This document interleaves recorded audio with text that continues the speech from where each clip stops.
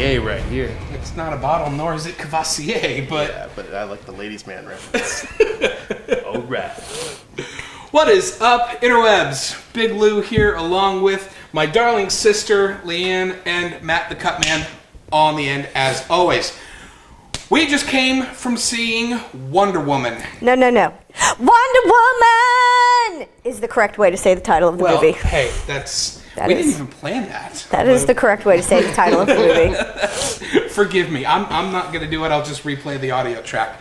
So, Leanne, I want to start with you because, number one, you're a woman. That is true, yes. Number two, you're a history teacher. I am a history teacher. And number three, both of those things combined. So, what were your thoughts on Wonder Woman? No spoilers here at the beginning. We'll get into some spoiler territory at the end. So, without giving away any spoilers, I would say, first of all, so badass. Yes, she is. It was just so invigorating to see the girl look at the guy and be like, I've got this. Yes. And the guy's being like, oh, we should just send her in. Yeah. She's got this. Because you don't get to see that often. No, you don't. And it was... not to such good effect. Right. Where it was completely believable. Yeah. And it... Stand back. Yes. Or don't. Or don't, right? Exactly. So it was very raw, raw, girls, go. But at the same time, it didn't feel like it was cramming feminism down your throat. There was no feminist agenda. Yeah. It was just, hey, sometimes girls are badasses too. Well, and I think the fact that it was set in the midst of World War I, right, where you can have some of the scenes that she's just aghast at how women are treated, sure, without it seeming like they're pushing any type of agenda. Well, and even just the simple things like the oppression of women through their dress. Yeah. Where she gets there and she's like, what the hell are you people wearing? What kind of armor is this? How do you fight in that? Yeah. Where it was just like, what is wrong with you that you need to cover every single square inch in a ruffle and a frill? Yeah. And I will say, clearly not 100% historically accurate, sure, but very true to the essence of the period, yeah, I thought. So it was very well done. Cutman? Yes, I echo all of that. Okay, then. Ditto. No, I completely agree. I thought it was I thought it was great seeing a woman kick ass. Mm-hmm. It didn't take anything out of the picture, and it definitely didn't. There was no agenda being. It wasn't trying too hard to be a woman-centered movie. Listen, it just happened organically. this is the most realistic reflection in that.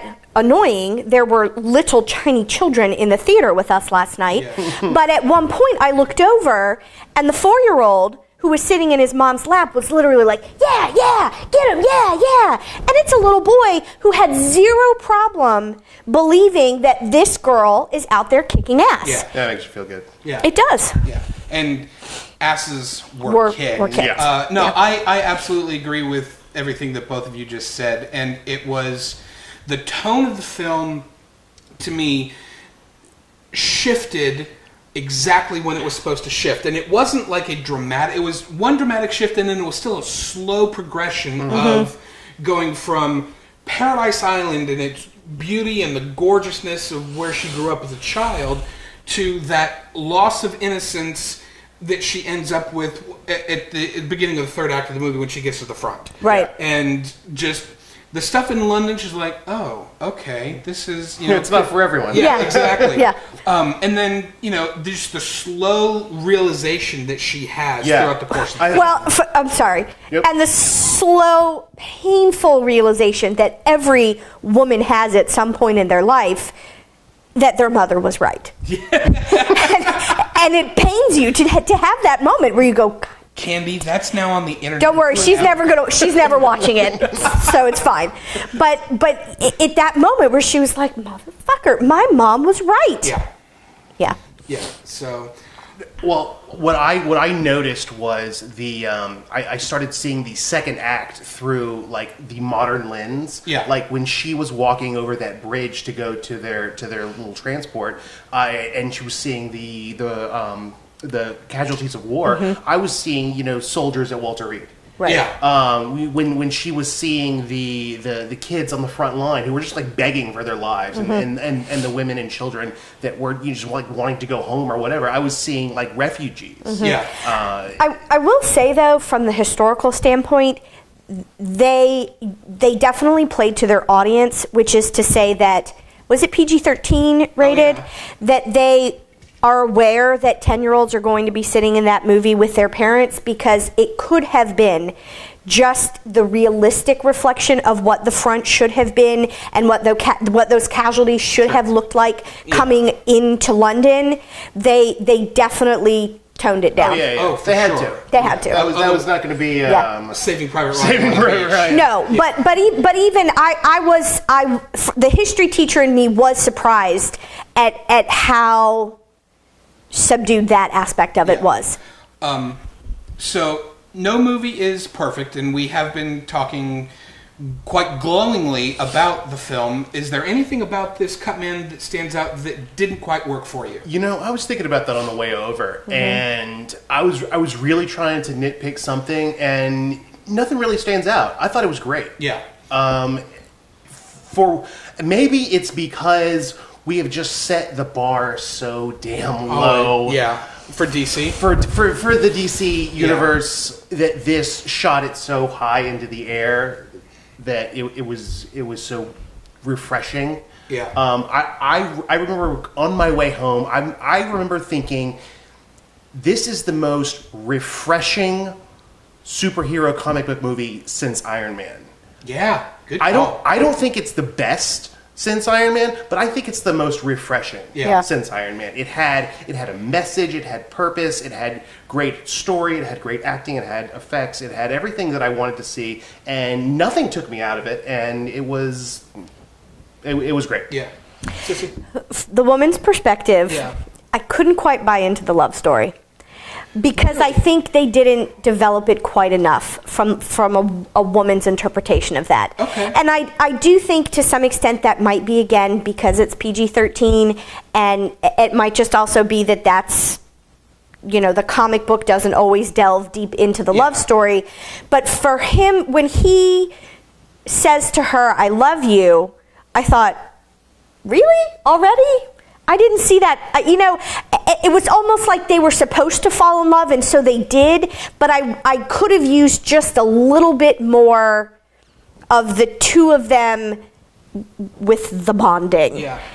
I had that same thought, but then the more I thought about it, the more I realized that where they were in the setting of war definitely heightens and accelerates those types of absolutely things. So absolutely when you're in that crisis moment, those relationships accelerate. But even if, are we on to spoilers yet? Yeah, we'll go ahead and go into spoilers. Suffice to say, we all really, really enjoyed the film. If you haven't seen Wonder Woman yet, definitely go out and see it. So now you have been fully warned. Spoiler territory ahead.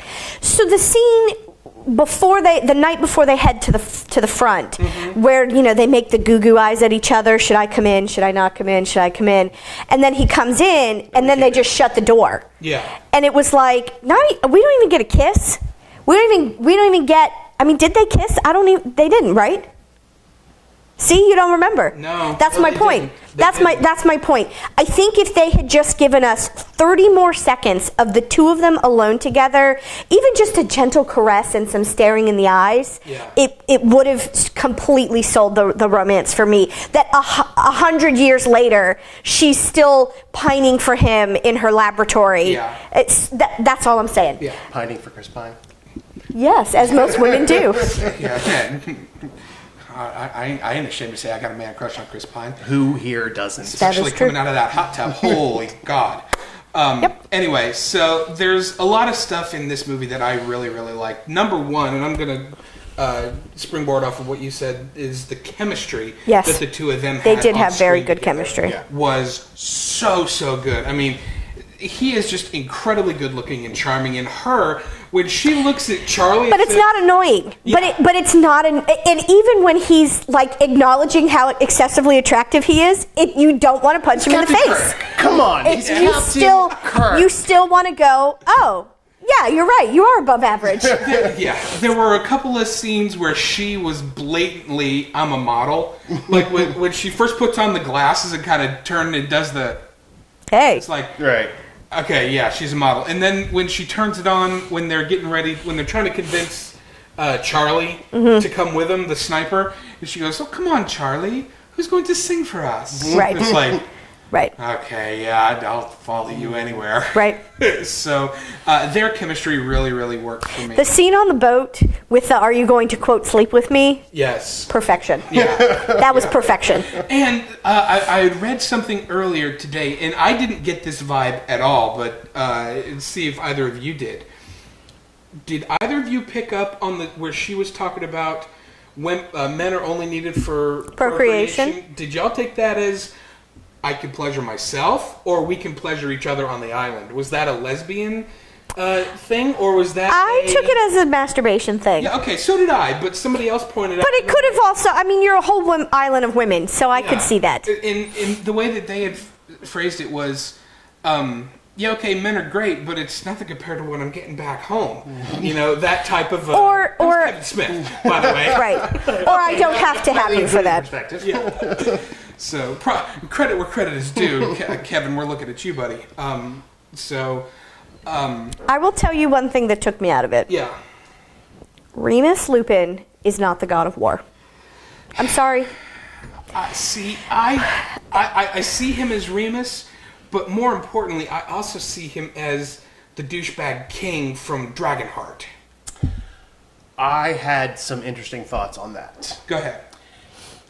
I like their take on God of War. I can agree with that, for sure. I like their take on the God of War because I remember thinking when the God of War is being explained to her, the audience, the first time, I remember thinking the God of War is war itself. Yeah. Mm-hmm. And the war itself is the enemy. Yeah. And in modern time, or quasi-modern time, that...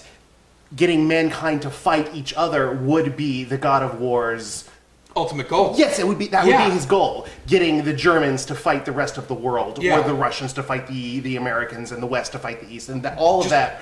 Whisper in that guy's ear, "Hey, the archduke Franz Ferdinand needs to die." And what redeemed it for me that I went, okay, I'll go with it, was I really did like how they presented it as this isn't who you think he is, because then it was almost like the serpent and Eve in the garden type of a, is that really what you think is happening? Yeah. Because let me just twist it for you and show you my perspective that if you're not careful can completely corrupt you to my side without you really thinking that you're doing something wrong. Yeah.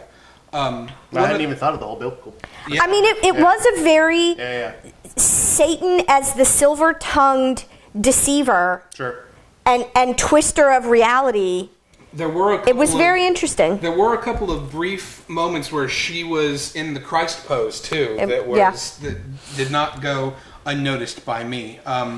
One of the things that, again, talking about the final villain being Ares, is that didn't work for me was Danny Houston is amazing actor, and his portrayal of Ludendorff was fantastic. Yeah. But it was so obvious he wasn't the big bad. Yeah. It was so obvious to everybody except Diana, and I guess that can go towards. But I think that can go to her naivety of what she thinks evil is. And I get that, but it still wasn't one of those. By the time she was going on her final, I've got to kill Ludendorff to end the war, it was kind of like, okay, I've listened to this now for 2 hours.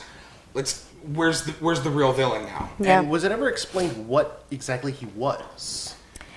No, I think that she had just made him, the evil chemist had just made him some, basically meth in a capsule, I think, that made him, crazy. Yeah. Like some sort of super soldier, pre-super soldier serum type thing? Kind of, yeah.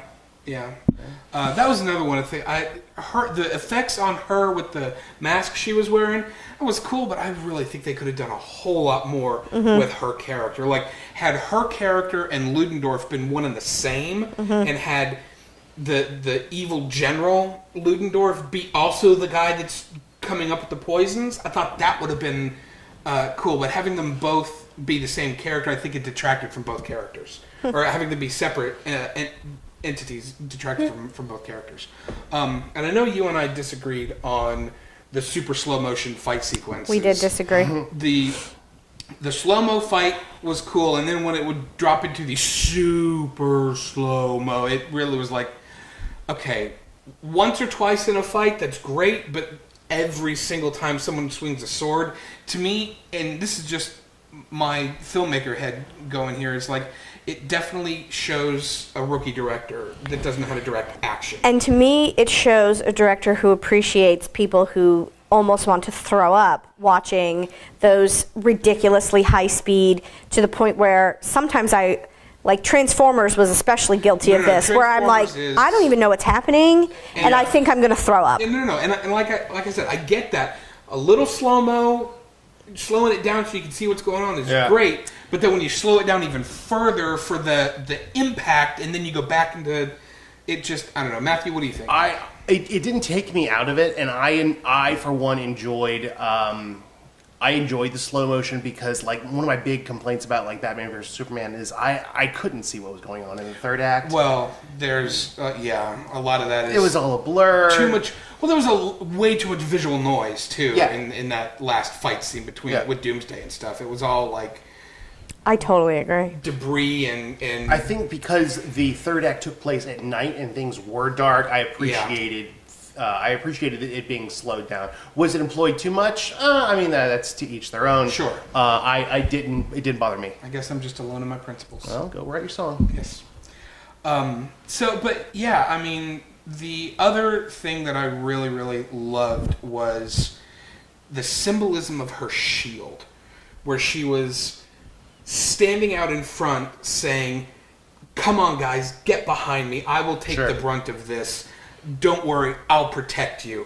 It was very reminiscent of Captain America using his shield as not only defending others, but using a shield as a weapon. And I think that is...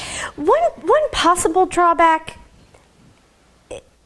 I felt like we never really saw her struggle in a battle at all, which, okay, if you're a god, perhaps you're not going to struggle in a battle. And there was, maybe a teeny bit of her struggling when she was fighting Ares, but I did at some point think, isn't the hero supposed to be down and out at some point? See, I got that in the first battle on the beach, when the Germans are coming onto Themyscira, and she was like, you could see it in her eyes, it was like, oh my god, this is a real battle, because up until that point, her whole life she'd just been training. Sure. And then to see actual, number one, men who she'd never seen before in her life, and be weapons that she'd never seen before. Exactly, and then be able to fight and kill for the first time was, I think they did a real good job of showing what she was going through in that first battle. How badass is Robin Wright? Buttercup. Oh, for sure. Jumping up and launching 3 arrows. Yeah, the three kills. I couldn't. The mental battle though that she had with Ares at the end, with the am I gonna hate man? Am I gonna despise man? Am I gonna sympathize with man? Took me out just a little bit. Okay, that's fair. Final thoughts, Matthew? Oh, we didn't say anything about the director. Patty Jenkins. Patty J. You know what the one movie that she's directed for is? I know there was just like one. It was a low budget movie and only grossed like $8 million, something like that. Yeah, you know what it was? What was it? Monster. She directed Charlize Theron. Oh, Charlize Theron. To her Academy Awards. So interesting. Yeah. I remember thinking, because I'm a bit of a critic when it comes to the DC universe. Yeah. I don't know if it took a woman's touch in order to bring some humanity to the DC connected universe. I don't know if it took that woman's touch. I think it did. I think it took a woman's perspective to bring Wonder Woman to life, though, for sure. No, absolutely. The fallout that certainly did. The fallout that would have occurred had Wonder Woman not been directed by a woman would have been huge. Right. Just speaking from a purely analytical marketing, political... PC standpoint. Yeah, exactly. But it definitely was handled by the right director. I but think, she brought humanity for the first time, really. Yeah. I mean, I'm a fan of Zack Snyder, and I think he's missed the mark twice now. Well, Zack Snyder to me is a fantastic visual director. Yeah. And the fact that tragic circumstances surrounding his departure from Justice League, but with Joss Whedon stepping in, I think Joss Whedon is an amazing choice to come in and rewrite some of these scenes and do some of these reshoots, especially in the footsteps of a really strong woman-centric movie like Wonder Woman. And as we all know, with Buffy and the characters he's written on Firefly and in Avengers. He's a fan of badass women. He absolutely Dollhouse. is. Dollhouse too. I still haven't watched Dollhouse. Yeah, that's your problem. It really is. So anyway, so yeah, it definitely gives me, as Superman's crest means, hope for the future of the DC cinematic. Well, it looks universe. like an S. Well, it's not an S. Anyway, as I said, those are our thoughts. Find us on social media platforms just at the InterWebs Show. And until next time, folks, we will see you right here on the